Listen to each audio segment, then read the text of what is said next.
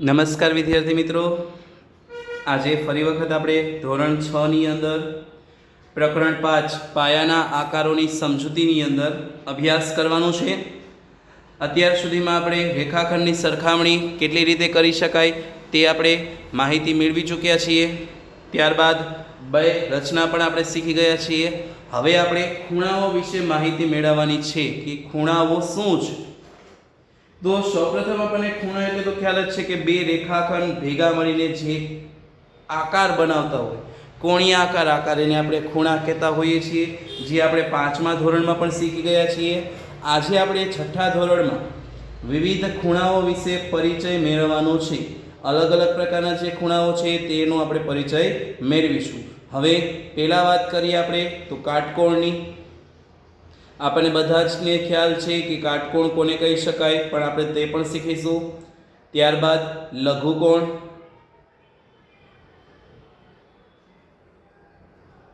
ગુરુકોણ,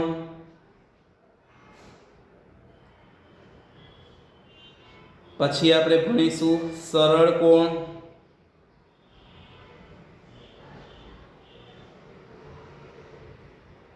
ત્યારબાદ આપણે વાત કરીશું પ્રતિબિંબ કોણ,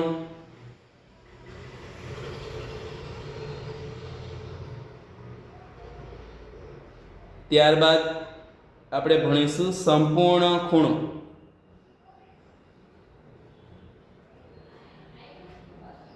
તો આજે આપણે આ 6 ખૂણા વિશે માહિતી મેળવવાની છે.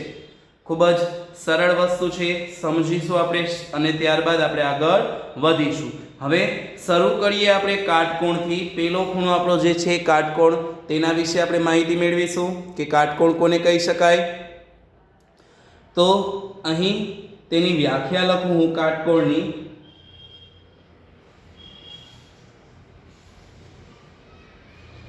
તો જે ખૂણાનું માપ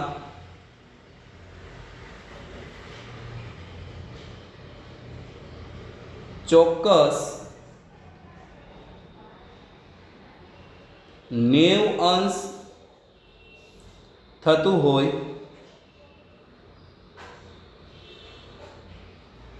તે ખૂણાને કાટકોણ કહે છે. અહીં આપણે વ્યાખ્યા લખી છે સૌપ્રથમ તો કે કાટકોણ શું છે તેની વ્યાખ્યા આપણે જોઈ કે જે ખૂણાનું માપ ચોક્કસ 90 અંશ થતું હોય. 90 અંશ એટલે કે ચોક્કસ 90, એનાથી વધુય ન જોઈએ અને એનાથી ઓછું પણ થવું ન જોઈએ. તેને આપણે શું કહીએ છીએ? તો તેને આપણે કાટકોણ કહીએ છીએ. માનો કે હવે હું અહીંયા આકૃતિ દોરું છું. અહીં તમને સ્ક્રીન પર દેખાય છે કે એક આકૃતિ દોરું છું. એક રેખાખંડ આ રીતે સીધો દોરેલ છે.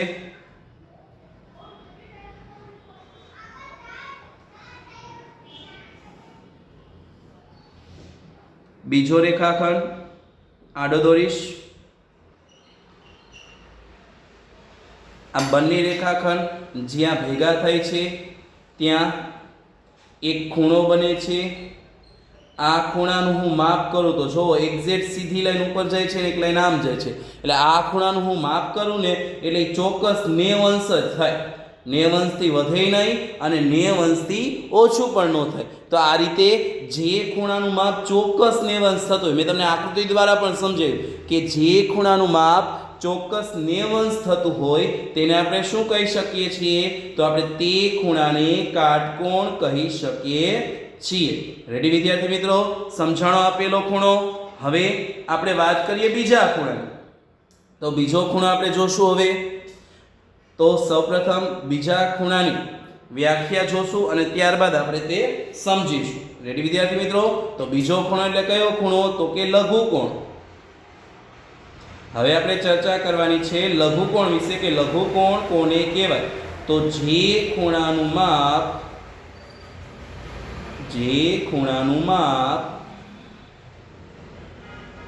90 અંશ કરતા ઓછું હોય તે ખૂણાને લઘુકોણ કહે છે. રેડી? આના વિશે આપણે 5મા ધોરણમાં સમજી ગયા હોય, કાંઈ એટલા અઘરા પોઈન્ટ છે નહીં. તો આપણે વ્યાખ્યા જોઈ સૌપ્રથમ કે લઘુકોણ કોને કહેવાય. તેમાં આપણે જોયું કે 90 અંશ કરતાં એક ખૂણો આપણે અહીં દોરશું હમણાં, અને એ જે ખૂણાનું માપ 90 અંશ કરતાં જો ઓછું હશે ને તો આપણે એને લઘુકોણ કહેશું. શું કહેશું વિદ્યાર્થી મિત્રો? લઘુકોણ. રેડી? તો અહીં હવે હું એક મસ્ત મજાનો ખૂણો દોરું છું.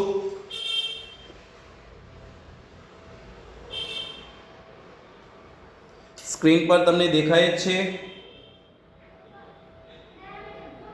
અહીં મેં એક ખૂણો દોર્યો છે. આ ખૂણાનું હું જો માપ કરું તો અંદાજે મને એનું માપ 45 અંશ મળે છે. કેટલા અંશ મળે છે?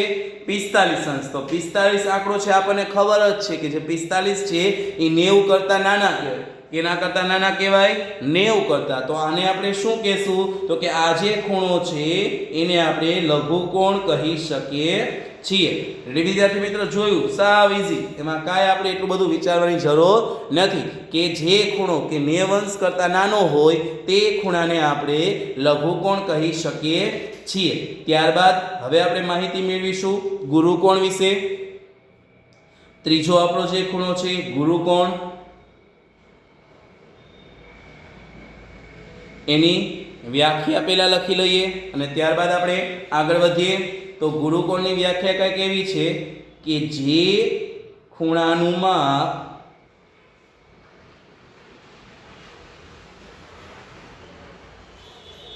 90 અંશ કરતાં વધુ અને 180 અંશ કરતાં ઓછું હોય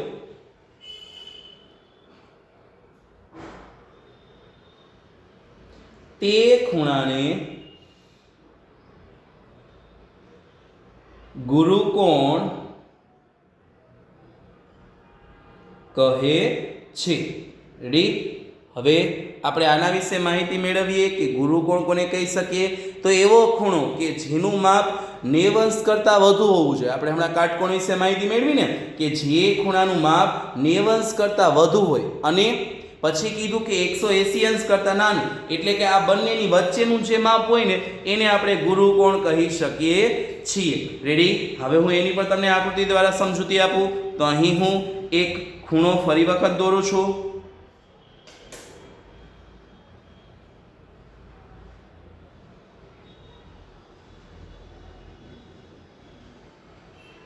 અહીં આપણે જોઈ શકીએ છીએ કે બે રેખાખંડ જ્યાં ભેગા થાય છે, કિરણ અથવા જ્યાં ભેગા થાય ત્યાં એક ખૂણો બને છે અને આ ખૂણાનું મેં માપ કર્યું તો મને 105 અંશ મળ્યું. કેટલા અંશ મળ્યું વિદ્યાર્થી મિત્રો? 105 અંશ. તો આ 105 છે એ સંખ્યા કેવી છે? તો કે સર 90 કરતાં એ મોટી છે, જ્યારે 180 કરતાં કેવી છે? નાની છે. તો આના ઉપરથી કહી શકીએ કે જે ખૂણાનું માપ 90 અંશ કરતાં વધુ હોય અને 180 અંશ કરતાં ઓછું હોય તેને આપણે શું કહી શકીએ? તો તેને આપણે ગુરુકોણ કહી શકીએ છીએ. રેડી? તો અત્યાર સુધીમાં આપણે 3 ખૂણા વિશે માહિતી મેળવી. કાટકોણ એટલે કે 90 અંશનું માપ ધરાવતા ખૂણાને કાટકોણ કહેવાય. બીજો ખૂણો આપણે જોઈએ લઘુકોણ, કે જે ખૂણાનું માપ 90 અંશ કરતાં ઓછું હોય તેને લઘુકોણ કહેવાય. ત્યારબાદ આપણે માહિતી મેળવી ગુરુકોણની, કે જે ખૂણાનું માપ 90 અંશ કરતાં વધુ અને 180 અંશ કરતાં ઓછું હોય તે ખૂણાને આપણે ગુરુકોણ કહીએ છીએ. હવે આ ખૂણા એવા હતા કે જે આપણે 5મા ધોરણમાં સમજી ગયા હતા. હવે આપણે નવા કંઈક ખૂણા વિશે માહિતી મેળવવાની છે. રેડી? તો હવે આપણે તે જોઈએ. તો હવે આપણે વાત કરીશું સરળ કોણ વિશે, કે સરળ કોણ કોને કહેવાય.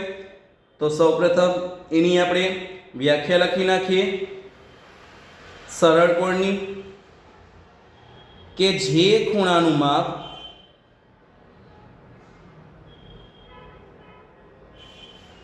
ચોક્કસ 180 અંશ થતું હોય તે ખૂણાને સરળ કોણ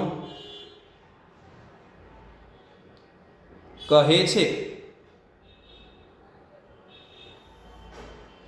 રેડી? અહીં વ્યાખ્યામાં જો કાટકોણ જેવું છે. કાટકોણમાં શું હતું? કેવો ખૂણો કે જેનું માપ 90 અંશ, ચોક્કસ 90 અંશ, એનાથી વધવું ન જોઈએ, એનાથી ઘટવું ન જોઈએ. એ જ રીતે આમાં પણ કેવો આપણે ખૂણો દોરીએ કે જેનું માપ ચોક્કસ કેટલા અંશ? તો કે 180 અંશ થતું હોય તે ખૂણાને આપણે સરળ કોણ કહીએ છીએ. હવે આપણે એને આકૃતિ દ્વારા સમજીએ તો સૌપ્રથમ હું અહીં એક કાટકોણ દોરી નાખું. અહીં એક કાટકોણ દોરી નાખીશું. તો કાટકોણનું માપ તો આપણને ખબર જ છે, કેટલા અંશ થાય છે? 90 અંશ. એ આપણને બધાને ખ્યાલ છે. રેડી? હવે હું એની બાજુમાં એક બીજો કાટકોણ દોરવા માંગુ છું. આ રીતે અહીંથી મેં એક કિરણ ખેંચી લીધી અને ન્યા મેં એનો બીજો કાટકોણ, તો એનું માપ પણ કેટલું થઈ ગયું? તો કે સર એનું માપ પણ એટલું જ થાય, 90 અંશ. રેડી? તો અહીં બે કાટકોણ દોર્યા. કેટલા કાટકોણ દોર્યા વિદ્યાર્થી મિત્રો? તો કે મેં અહીંયા બે કાટકોણ દોર્યા. તો અહીં બે કાટકોણનું માપ કેટલું થાય? તો કે 90 અંશ અને 90 અંશ ભેગા કરીએ સર તો ત્યાં 180 અંશ થાય. કેટલા અંશ થાય? 180 અંશ. એટલે કે આ જે આખો ખૂણો હશે, આવો ખૂણો, એ 180 અંશનો થશે. કેટલા અંશનો થશે વિદ્યાર્થી મિત્રો? 180 અંશનું. તો આવી રીતે બે કાટખૂણા ભેગા થઈને એક ખૂણો બનાવે છે. તે ખૂણાને પણ આપણે સરળ કોણ કહી શકીએ. અને જે ખૂણાનું માપ, જો અહીં આપણે અહીંથી શરૂ કરીને છેલ્લે સુધી અહીંયા સુધીનો જે ખૂણો બનાવ્યો એનું માપ પણ 180 અંશ છે. તેથી આ ખૂણાનું માપ ચોક્કસ 180 અંશ હોવાથી આ ખૂણાને, એટલે કે અહીંથી શરૂ કરીને જે આપણે ખૂણો દોર્યો છે એને આપણે સરળ કોણ કહી શકીએ છીએ. રેડી વિદ્યાર્થી મિત્રો? તો આપણે ચર્ચા કરી સરળ કોણ વિશે. હવે આપણે વાત કરીશું નેક્સ્ટ જે આપણો ખૂણો છે તેના વિશે. નેક્સ્ટ ખૂણો એટલે કે આપણે વાત કરવાની છે પ્રતિબિંબ કોણ વિશે. તો હવે તેના વિશે ચર્ચા કરીએ. તો સૌપ્રથમ આપણે તેની વ્યાખ્યા લખીશું. વ્યાખ્યા નંબર 5 આપણે એવું છે જેનું નામ છે પ્રતિબિંબ કોણ.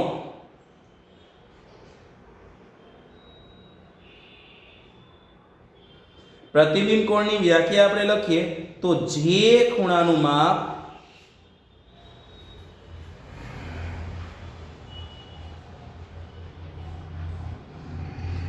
180 અંશથી વધુ હોય તે ખૂણાને પ્રતિબિંબ કોણ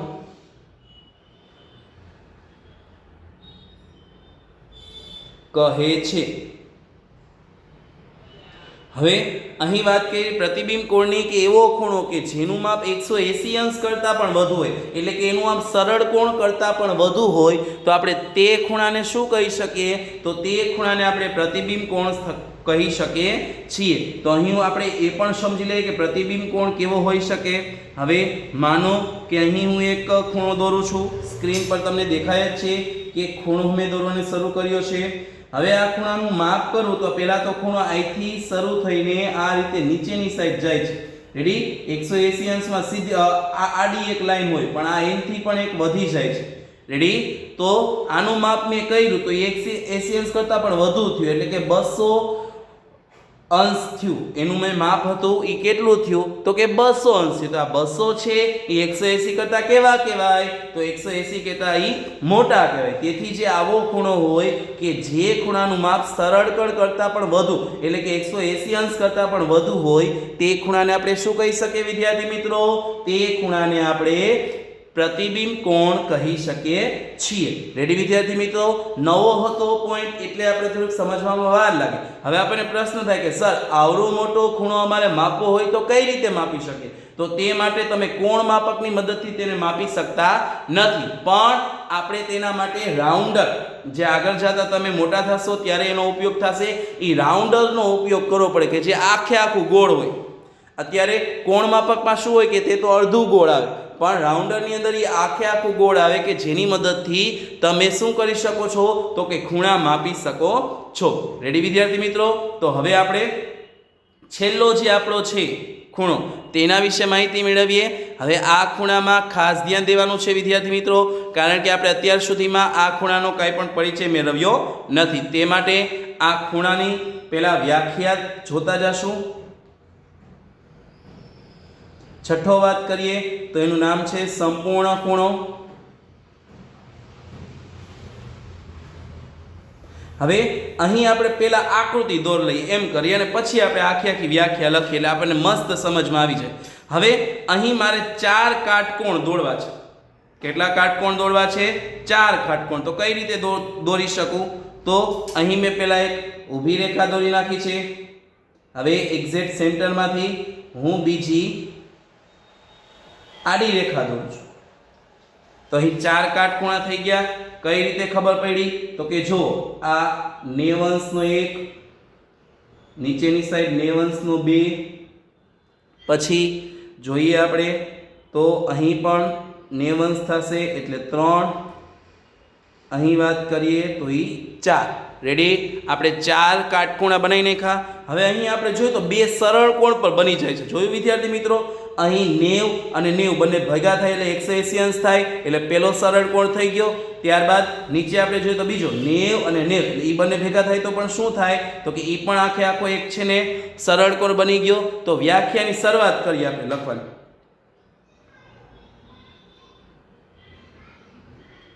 4 કાટકોણ અથવા 2 સરળ કોણ.